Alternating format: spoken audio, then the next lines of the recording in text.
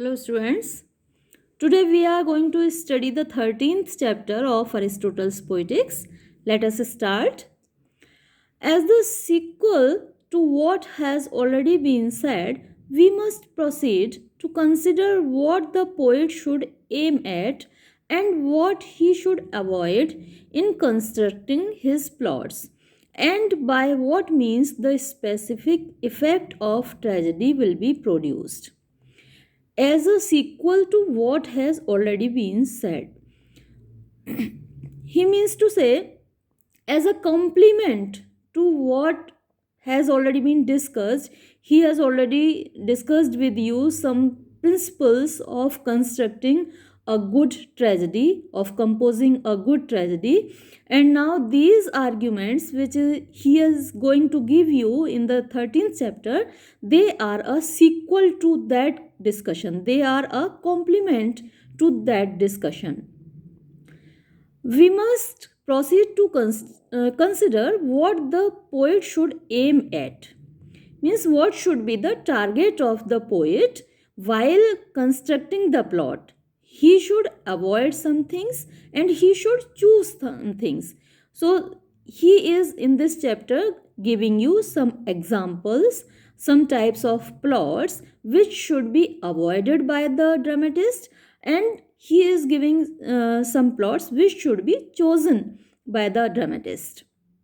So there should be some rules, some principles which should be kept in mind while constructing the plots, while constructing the story of the tragedy, while composing the tragedy, and by what means the specific effect of tragedy will be produced. So, what should be done by the tragedian while constructing the plot so that he may produce the desired tragic effect? And he introduced to you the effect of tragedy, and he named it catharsis or purgation. So, what type of plot should be there so that it can produce catharsis? He will discuss with you here. A perfect tragedy should, as we have seen, be arranged not on the simple but on the complex plan. In the previous chapters, he told you two types of plots. He said that there is a simple plot and there is a complex plot. So, Aristotle preferred complex plots. They are preferable according to Aristotle.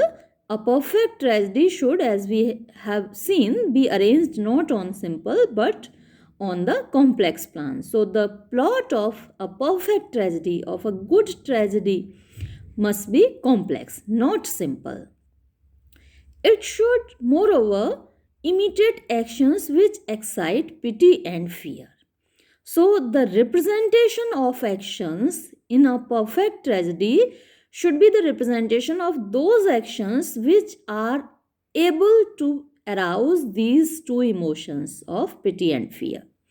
This being the distinctive mark of tragic imitation. So, this is the marking feature, this is the marking quality of a good tragedy, that it should be able to produce two feelings, pity and fear, in the hearts of the audience.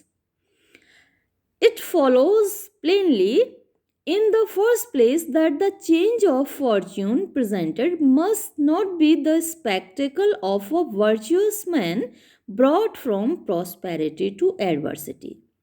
So, on the first place, he is rejecting a plot.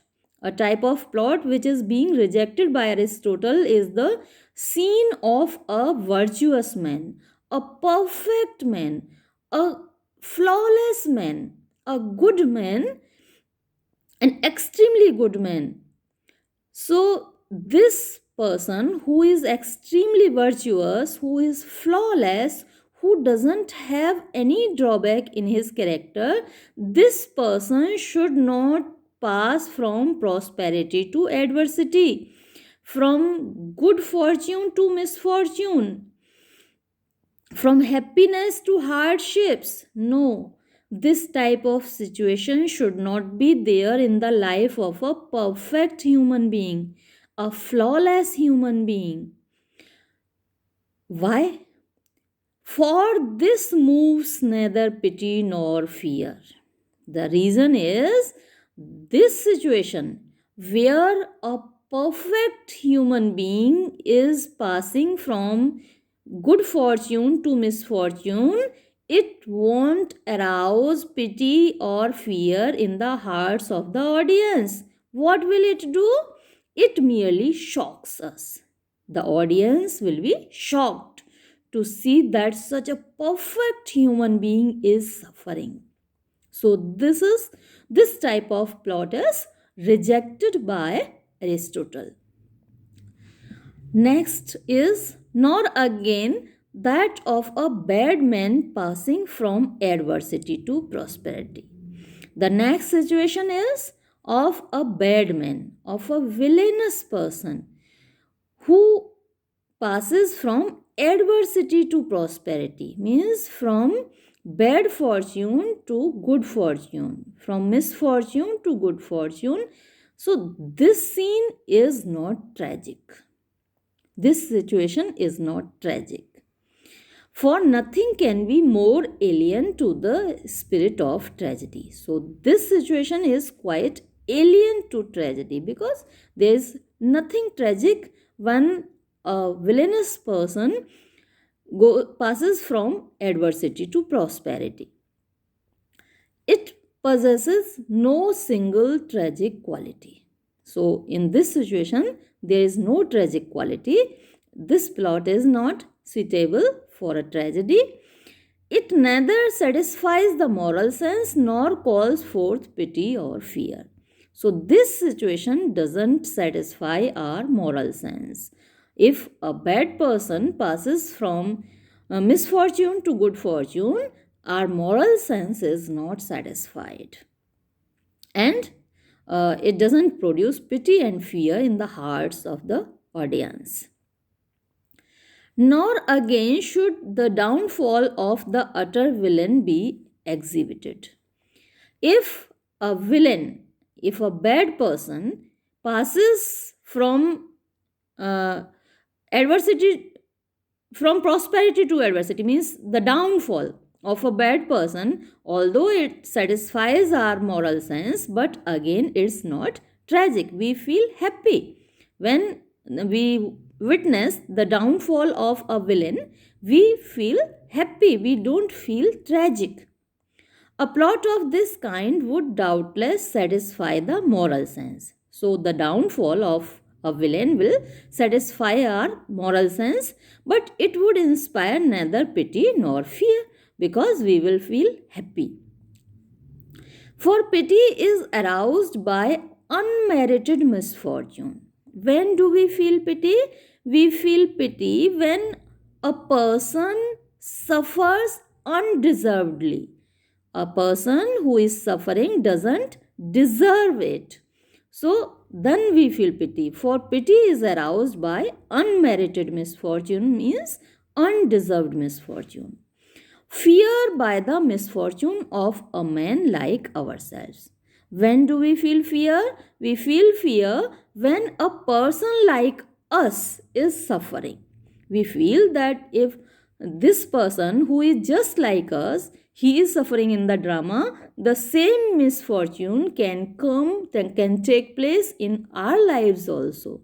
We may also face the same situation. So this feeling produces fear. Such an event, therefore, will be neither pitiful nor terrible. So, such an event, what does he mean to say? The event of the downfall of an utter villain. It will not be pitiful or terrible. There remains then the character between these two extremes. So, he has rejected a virtuous man. Simultaneously, he has rejected a villain. So, these two types of protagonist, a virtuous man and on the other hand, a bad man. Both of them have been rejected by Aristotle, and the protagonist, the character that is suitable for a tragedy, is the character between these two extremes of goodness and evil. That of a man who is not eminently good and just, yet whose misfortune is brought about not by vice or depravity, but by some error or frailty. So, the protagonist of a tragedy should be a person who is not eminently good, who is not a perfect human being, who is not completely flawless, good and just, yet whose misfortune is brought about not by vice or depravity. Means there should not be vice or depravity. The person, the protagonist, should not be immoral. He should not be morally depraved person. He should be good, but there should be some frailty, some weakness in his character, or he should commit some mistake, some error. His misfortune should be the consequence, should be the result of a drawback in his character, of a weakness in his character, of some flaw in his character, or he should commit some mistake, some error. He must be, and this error or frailty has been termed in Greek language as hamartia. Some people pronounce it hamartia, but it is hamartia. We will discuss hamartia in a separate video. He must be one who is highly renowned and prosperous. So, the protagonist of a tragedy must be a person highly renowned, means very famous and prosperous, wealthy. The protagonist of a tragedy must be very famous and a wealthy person. A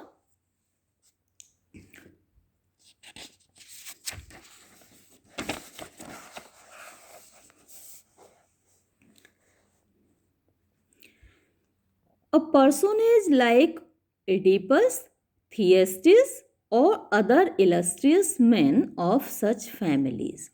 These are some famous people, some famous personalities of ancient Greece. Oedipus, Thyestes, or other illustrious men means well known men of such families. They belong to royal families, wealthy families.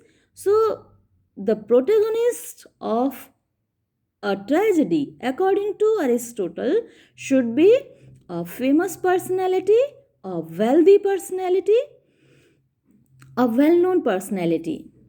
He means to say that a common person, a common man, cannot be the hero of a tragedy. Although this opinion of Aristotle is not applicable to the modern tragedy. In the modern drama, there are heroes who are laborers, clerks, farmers.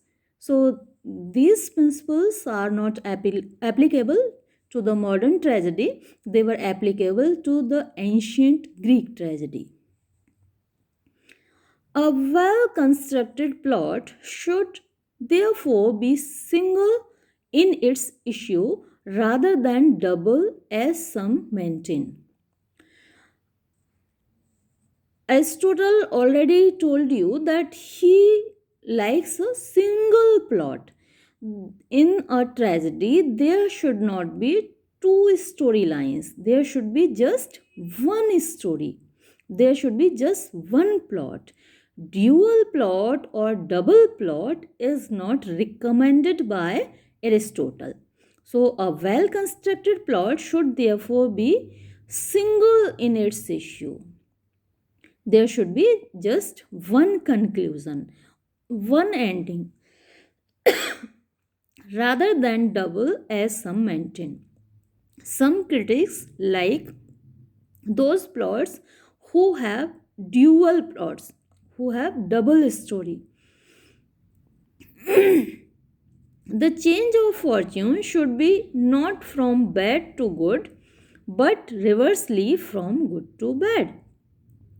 The change of fortune in the life of the protagonist, there should be change from bad, there should not be change from bad to good, means he should not pass from adversity to prosperity.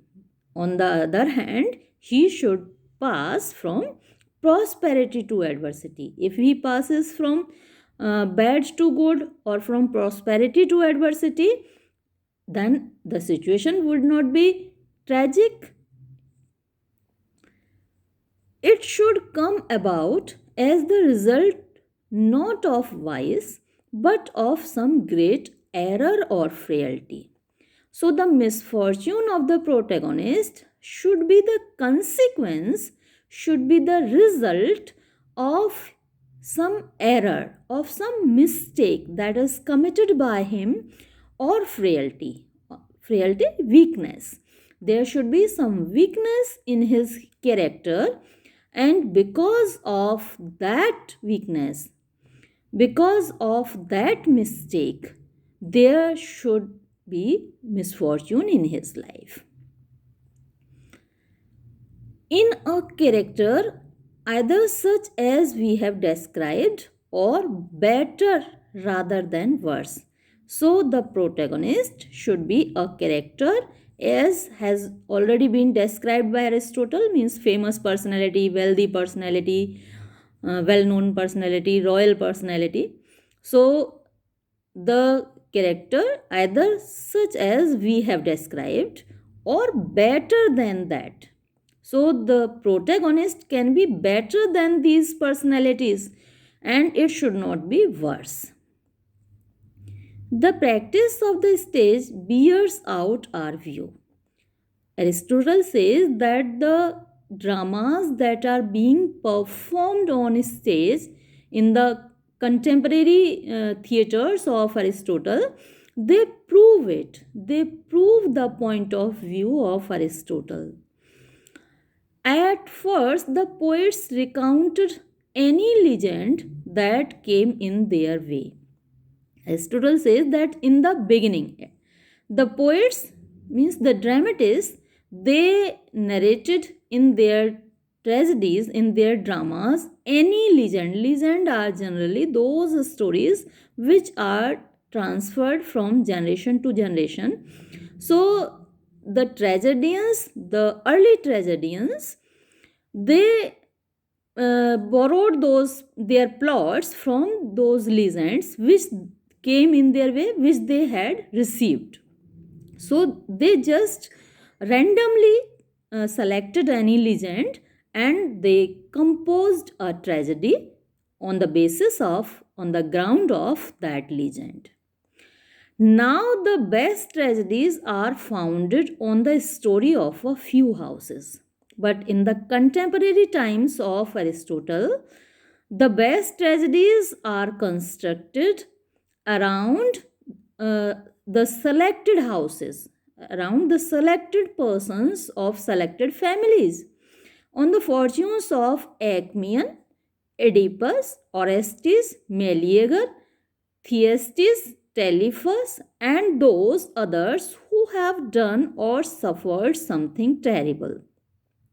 So, these are some famous personalities around whose lives the stories of contemporary tragedians are woven. The contemporaries of Aristotle. Those tragedians which are contemporary of Aristotle, they weave out their plots around the lives of these famous personalities only. And what is the reason? The reason is that something unique has taken place in their lives, and all of them have suffered terribly. All of them have suffered horribly. some horrible incidents have taken place in their lives. That's why the plots of most of the tragedians are woven around the lives of these characters, these protagonists. A tragedy, then, to be perfect according to the rules of art, should be of this construction. So, according to Aristotle, if a tragedy, if a tragedian wants to construct a perfect tragedy, if a tragedian wants to compose a perfect tragedy, he should follow these rules. He should follow the rules that have been given by Aristotle, that have been proposed by Aristotle. Hence, they are in error who censor Euripides just because he follows this principle in his plays, many of which end unhappily. So, here Aristotle is criticizing those people who criticize Euripides. Aristotle doesn't agree with those critics who censor Euripides, who criticize Euripides because he has followed these principles, he has followed these rules in his dramas. And most of his dramas end unhappily. They have tragic ending. It is, as we have said, the right ending. Aristotle says that tragic ending is the right ending for a tragedy. A tragedy should end tragically. The best proof is that on the stage and in dramatic competition, such plays, if well worked out, are the most tragic in effect. So, the proof of this opinion of Aristotle is that on the stage and in competitions. In ancient Greece, there were dramatic competitions. So, in those competitions, such plays, if well worked out, such plays, as he has recommended, if these plays are well constructed, are the most tragic in effect. So, they affect the audience the most in the best way. And Euripides, faulty though he may be in the general management of his subject, yet is felt to be the most tragic of the poets. Here, Aristotle is praising Euripides, although in the whole book, in the whole poetics, he has recommended, he has praised uh, Oedipus Rex, and that tragedy has been composed by Sophocles. But here, Aristotle is praising Euripides. Euripides, faulty though he may be in the general management of his subjects. So, he may be unable to manage his subject matter, he may be a bad manager of his subject matter, yet his tragedies produce the best effect. Yet is felt to be the most tragic of the poets. So, according to Aristotle, here Euripides is the most tragic poet. In the second rank comes the kind of tragedy which some place the first. So, this type of tragedies are put on the first rank by Aristotle, and now he is putting on the second rank a type of tragedy which is put on the first rank by other critics. So, other critics considered to be the best tragedies those which are put on the second rank by Aristotle. And what kind of tragedies are they? He is saying, like Odyssey, it has a double thread of plot. So there are some tragedies which have two storylines, dual plot. Two plots are there, and also an opposite catastrophe for the good and for the bad. The denouement or the ending of those two plots is different from each other. There are two plots in such tragedies, and both of them have a different ending, good and bad. It is accounted the best because of the weakness of the spectators. So these tragedies have been considered to be the best because they cater to the taste of the spectators, because the audience like them. For the poet is guided in what he writes by the wishes of his audience. So while composing this type of tragedies, the tragedian, the dramatist, keeps in mind the taste of the audience, not the rules of art, not the rules of tragedy writing. The pleasure, however, thence derived is not the true tragic pleasure. So, Aristotle says that although this type of tragedies which have dual plot, although they cater to the taste of the audience, but the pleasure that is derived out of these tragedies is not the true tragic pleasure.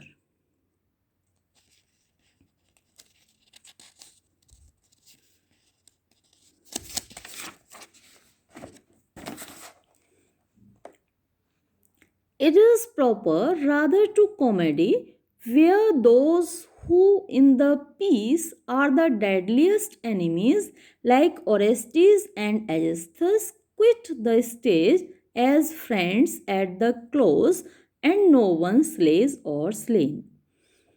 According to Aristotle, such plots as have dual storyline, double storyline, they are suitable to a comedy, not for a tragedy. He gives the example of comedies.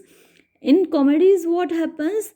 Deadliest enemies, worst enemies, arch enemies, sworn enemies like Orestes and Aegisthus, they depart from the stage like close friends. There is no murder, no death on stage. So, this type of dual plots are suitable for a comedy and not for a tragedy. Here, the 13th chapter comes to an end. Thank you.